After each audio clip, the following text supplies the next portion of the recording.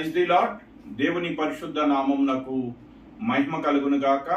ప్రభువైన యేసుక్రీస్తు వారి శ్రేష్టమైనటువంటి నామంలో ఈ యొక్క ఉదయకాల సమయం నందు వేకప్ వార్డ్ కొరకు వేచి ఉన్న ప్రభునందు ప్రియులైన మీ అందరికీ ప్రభువైన యేసుక్రీస్తు నామంలో నా హృదయపూర్వక వందనాలు తెలియజేస్తూ ఉన్నాను.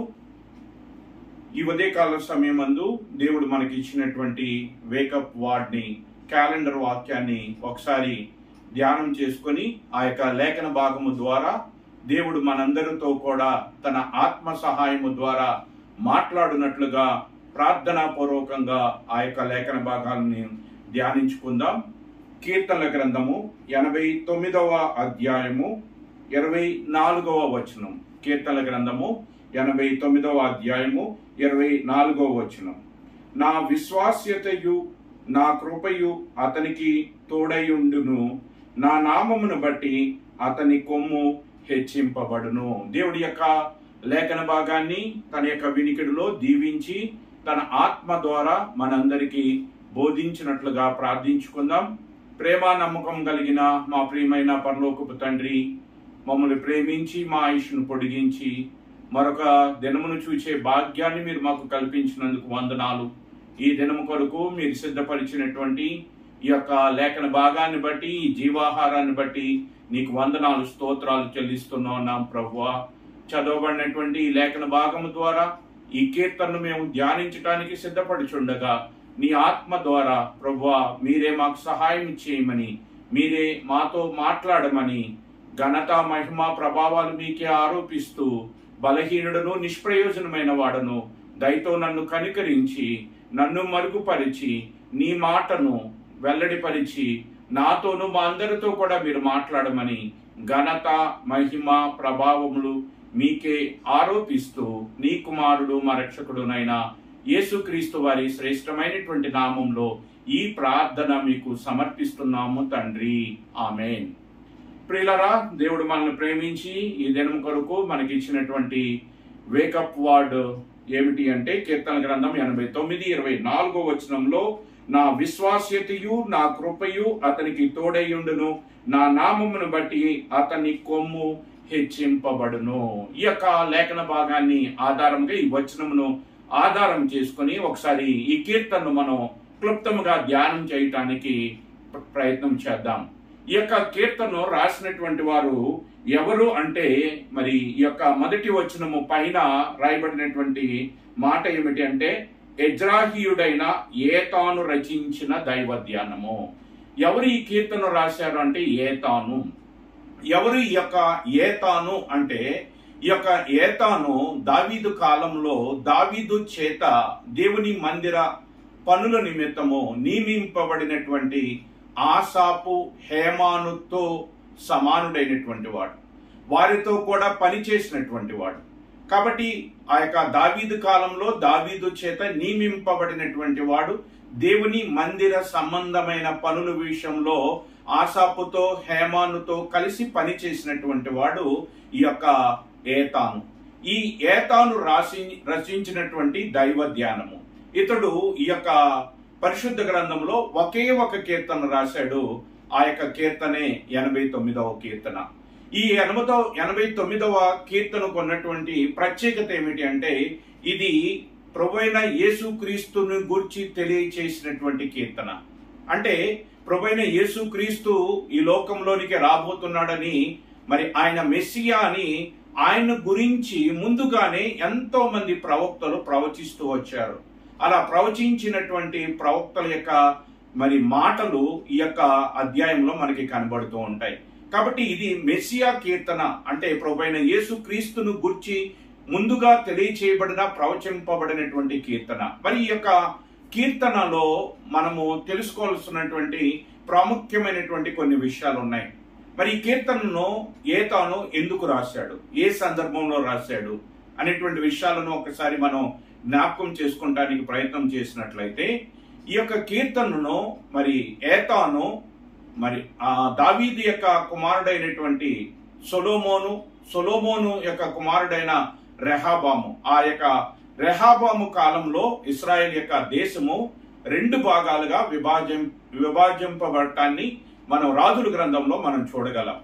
ఆ యొక్క రెహబాము కాలంలో మరి ఇశ్రాయేలు చేస్తున్నటువంటి పాపమును బట్టి దేవుడు ఆ యొక్క రాజ్యంను 2 భాగాలుగా విభజించటాన్ని మనం చూస్తూ ఉన్నాం. ఒకటి యోధా దేశము, ఇంకోటి ఇశ్రాయేలు దేశము. అటువంటి సందర్భంలో మరి దావీదు కాలంలో నుంచి మరి ఉన్నటువంటి వాడైనటువంటి ఏతాను అప్పటికి బహు వృద్ధుడై ఉండి ఉండవచ్చు అనేటువంటిది బైబిల్ పరిశోధనల యొక్క మరి ఆలోచన అయి ఉన్నది. మరి అటువంటి బహు వృద్ధుడిగా ఉన్నటువంటి ఈ ఏతాను అప్పుడు జరుగుతున్నటువంటి పరిస్థితులను బట్టి మరి ఆ రీతిగా దేవుని ప్రజలైనటువంటి వారు ఆ రీతిగా విభజించబడటం, 2 దేశాలుగా వారు విడిపోవటం, 2 ప్రజలుగా వారు విడిపోవటాన్ని చూచి ఎంతో బాధతో మరి ఈ యొక్క కీర్తనలో మరి అనేక విషయాలను తెలియచేస్తూ మరి ఈ కీర్తన రాయటం జరిగింది. ఈ కీర్తన మరి ఏతాను చేస్తున్నటువంటి ప్రార్థన, ఏతాను ఎంతో బాధతో, దుఃఖముతో, ఆవేదనతో దేవునికి చేయు ప్రార్థన ఈ కీర్తన. ఈ యొక్క ప్రార్థనలో ఏతాను అనేక విషయాలను గుర్తు చేస్తూ వస్తూ ఉన్నాడు. దేవుని యొక్క వాగ్దానాలను, దేవుని యొక్క ప్రమాణాలను, దేవుడు మరి దావీదుతోనూ దావీదు యొక్క సంతానముతోనూ ఏమని ప్రమాణం చేశాడు, ఏమని వాగ్దానం చేశాడు, మరి ఆ వాగ్దానాలన్నింటినీ గుర్తు చేస్తూ ఉన్నాడు. ఆ వాగ్దానాలన్నిటి విషయంలో దేవుడు నమ్మదగినటువంటి వాడని ఇతడు మరి గుర్తు చేస్తూ అదే సందర్భంలో దేవుణ్ణి మరి ప్రశ్నిస్తున్నటువంటి వాడుగా కూడా ఉన్నాడు. ఎందుకంటే దేవుడు ఇచ్చినటువంటి వాగ్దానాలను జ్ఞాపకం చేసుకుని ఆ వాగ్దానాలన్నీ కూడా మరి అతడు ఉంటున్నటువంటి కాలంలో అతని ఎదుటనున్నటువంటి పరిస్థితులు చూసినప్పుడు దేవుడు ఆ వాగ్దానాలను మరిచినటువంటి వాడుగా, ఆ వాగ్దానాలను జ్ఞాపకము చేసుకొనటువంటి వాడుగా, చేసినటువంటి ప్రమాణమును మరిచిపోయినటువంటి వాడుగా అతనికి అనిపిస్తూ ఉన్నది కనుక దానిని బట్టి ప్రార్థనలో దేవుణ్ణి అడుగుతూ ఉన్నాడు, దేవుణ్ణి ప్రశ్నిస్తున్నటువంటి వాడుగా కూడా ఈ యొక్క కీర్తనలో మనకి కనబడుతూ ఉన్నాడు. మరి దేవుడి వాగ్దానాలను అతడు మరి మొట్టమొదటిగా ఏ రీతిగా జ్ఞాపకం చేసుకుంటున్నాడు అనేటువంటి విషయాన్ని ఒకసారి మనం గమనించినట్లయితే 2వ వచనంలో, కృప నిత్యము స్థాపింపబడిననియు ఆకాశమంది నీ విశ్వాస్యతను స్థిరపరచుకొందువనియు నేను అనుకొనిచున్నాను. నేను ఏర్పరచుకొనిన వానితో నిబంధన చేసి ఉన్నాను.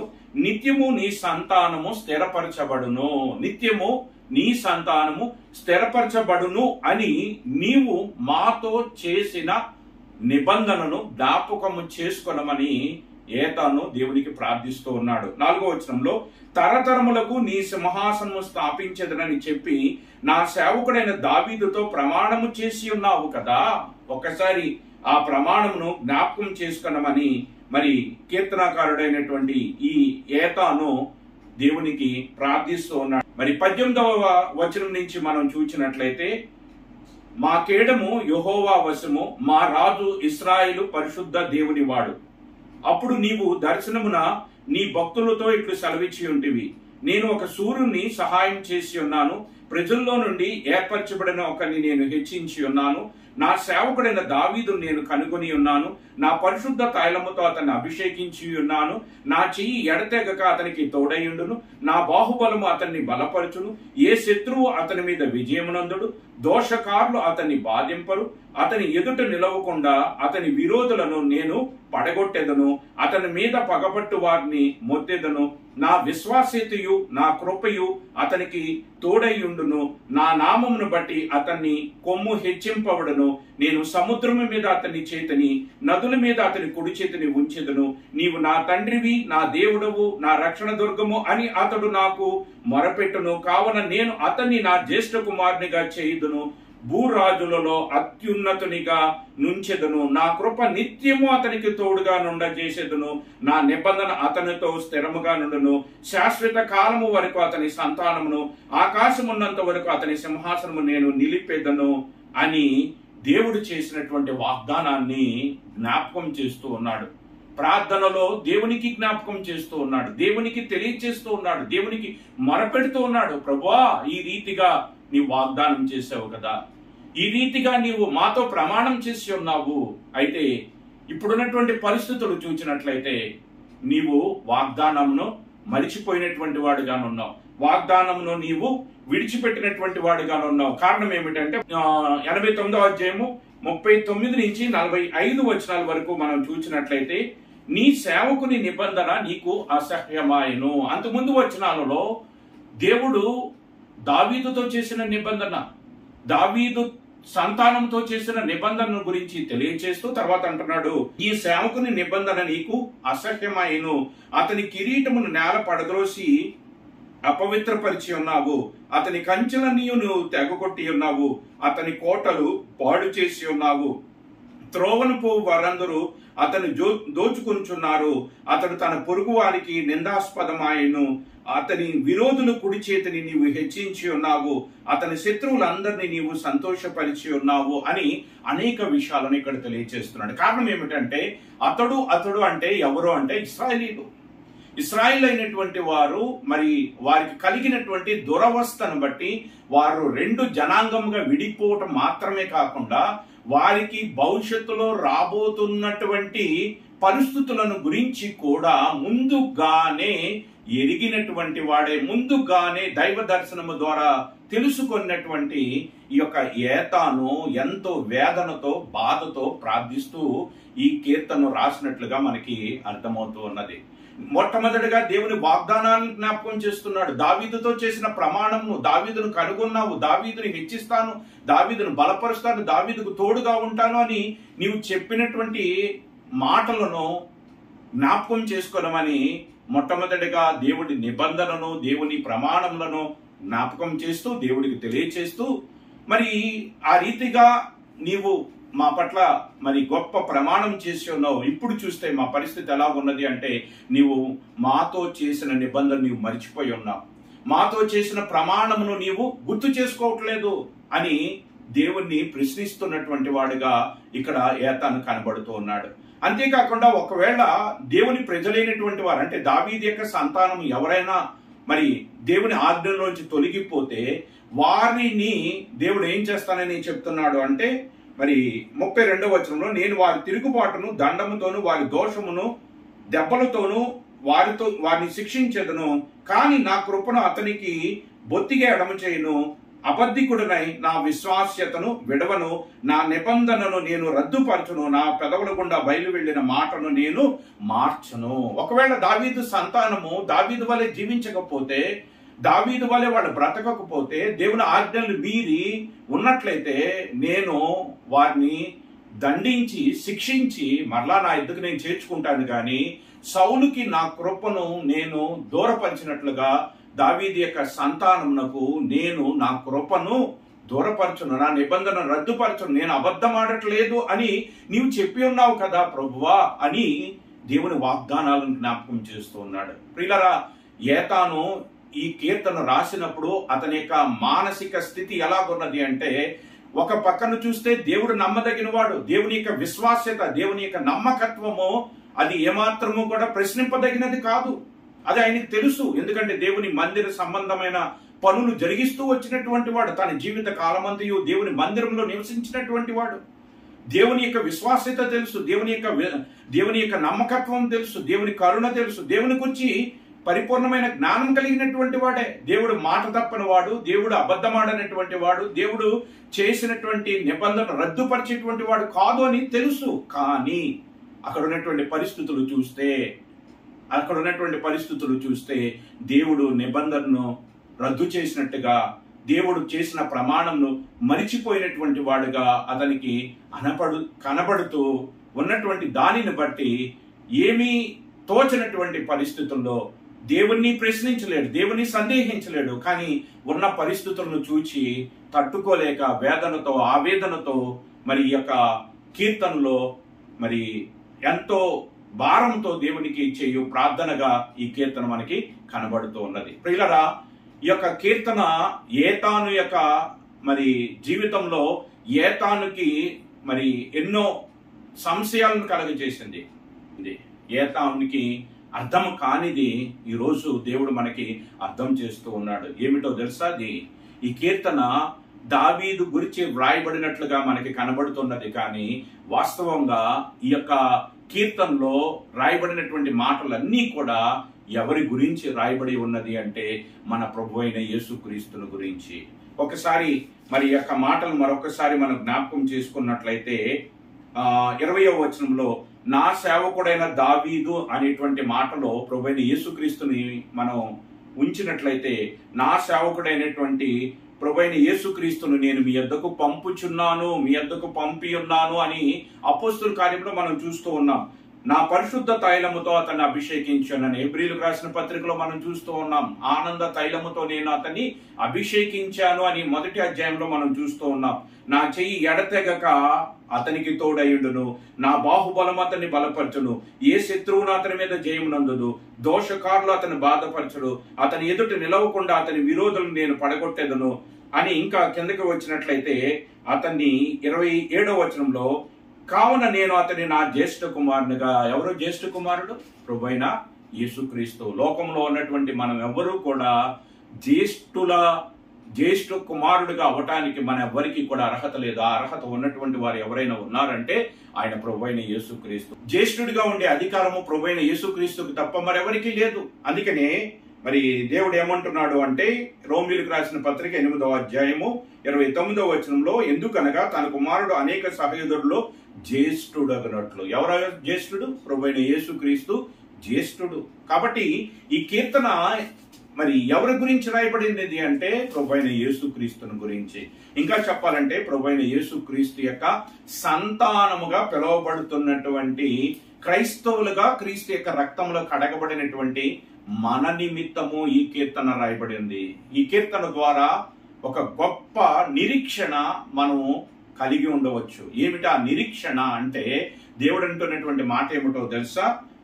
దేవుడు అంటున్నటువంటి మాట 89వ కీర్తన 33వ వచనంలో, నా కృపను అతనికి బొత్తుగా ఎడమో చేయను. అతడు అంటే ప్రభువైన యేసుక్రీస్తు యొక్క సంతానమైనటువంటి క్రైస్తవులుగా ఉన్నటువంటి మనకు ఆయన తన కృపను బొత్తిగా ఎడమ చేయను. అబద్ధికుడనైన ఆ విశ్వాస్యతను విడవను, నా నిబంధనను నేను రద్దుపరచును, నా పెదవుల గుండగా బయలు వెళ్ళిన మాటను మార్చను. అతని సంతానం శాశ్వతముగా ఉండుననియు, అతని సింహాసనము సూర్యుడున్నంత కాలము నా సన్నిధి ఉండుననియు, చంద్రుడున్నంత కాలము అది నిలుచుననియు, మింట నుండు సాక్షి నమ్మకముగా ఉండునట్లు అది స్థిరపరచబడననియు, నా పరిశుద్ధ తోడని నేను ప్రమాణం చేసి తిని ప్రభువైన యేసుక్రీస్తుతో నేను అబద్ధమాడను. దావీదుతో చేయబడినటువంటి నిబంధనగా కనబడుతున్నది, కానీ వాస్తవంగా ఇది ఎవరి నిమిత్తం అంటే ప్రభువైన యేసుక్రీస్తునందు విశ్వాసం ఉంచిన మన కొరకు చేయబడింది. దేవుడు యొక్క మాటల ద్వారా మనకు ఒక నిరీక్షణను ఈ కీర్తన ద్వారా తెలియజేస్తున్నాడు. ఏమిటో తెలుసా?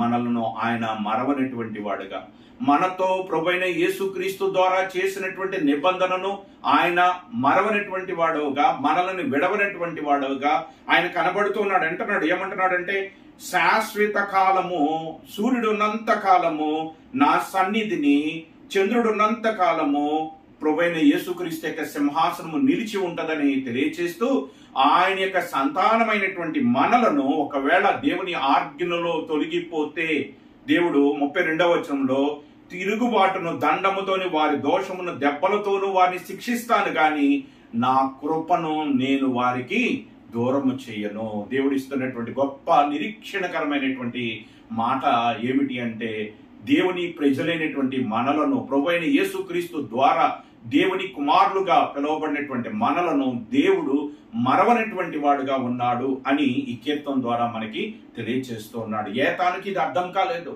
కారణం ఏమిటంటే ఏతాను భవిష్యత్తును గురించి ప్రవచిస్తూ ఉన్నాడు.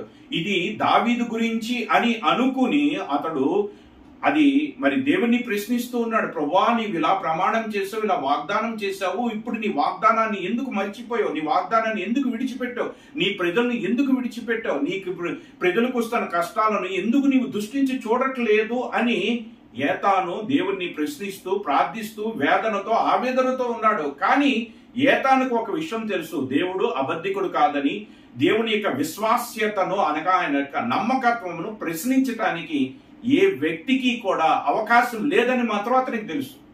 అయితే అతనికి ఉన్నటువంటి పరిస్థితి ఏమిటంటే, దేవుడైతే నమ్మదగిన వాడు, దేవుని వాగ్దానాలు నమ్మదగినవి, కానీ ఎందుకు ఇలా జరుగుతుంది, ఎందుకు మేము విడవబడ్డాం, ఎందుకు మేము దూరం అయిపోయాం, ఎందుకు శత్రువు మా మీద అతిశయిస్తున్నాడు అనేటువంటి విషయం అతనికి అర్థం కాలేదు. కానీ ఈ కీర్తన ఎవరి గురించి రాయబడినది అంటే ప్రభువైన యేసుక్రీస్తు నందు విశ్వాసం ఉంచిన మన కొరకు అది రాయబడింది కనుక ఈ కీర్తన మన యొక్క జీవితాలకు ఎంతో నిరీక్షణ కలగజేసేటువంటి, ఆదరణ కలగజేసేటువంటిది, మన బలపరిచేటువంటిది.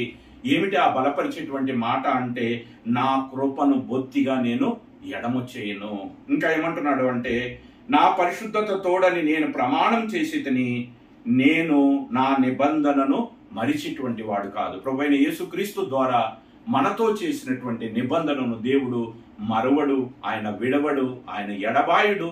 ఒకవేళ మనం దేవునికి ఏదైనా మన యొక్క బలహీనతను బట్టి దేవునికి దూరం అయిపోతే దేవుడు మనల్ని దండించి శిక్షించి ఆయన ప్రేమించాడు కాబట్టి మనలను కుమారులుగా చేర్చుకుంటాడు. కానీ సౌలుకి తన కృపను దూరం చేసినట్లుగా తన కృపను తన కుమారుడైన యేసుక్రీస్తు యొక్క రక్తమందు కడగబడినటువంటి మనకు దూరము చెయ్యనని దేవుడి యొక్క కీర్తన ద్వారా మనందరికీ కూడా గొప్ప నిరీక్షణకరమైనటువంటి మాటలను దేవుడు తెలియచేస్తూ ఉన్నాడు. కాబట్టి ఈ కీర్తన యొక్క గొప్ప సారాంశమును క్లుప్తంగా మనం తెలుసుకుని ఉన్నాం కనుక ఈ నిరీక్షణకరమైనటువంటి మాటలను బట్టి దేవుని దగ్గరికి వచ్చి ఆయన కృపకు మనం పాత్రులమై నిత్య నిబంధనలో మనం నిలిచి ఉండి ఆయన యొక్క ప్రేమ, ఆయన యొక్క విశ్వాస్యతను, ఆయన యొక్క కరుణను మనం అనుభవిస్తూ మన విశ్వాస యాత్రలో ముందుకు సాగుదాం. అట్టి భాగ్యాన్ని దేవుడు ఈ యొక్క మాటలు వినుచున్న మనందరికీ కూడా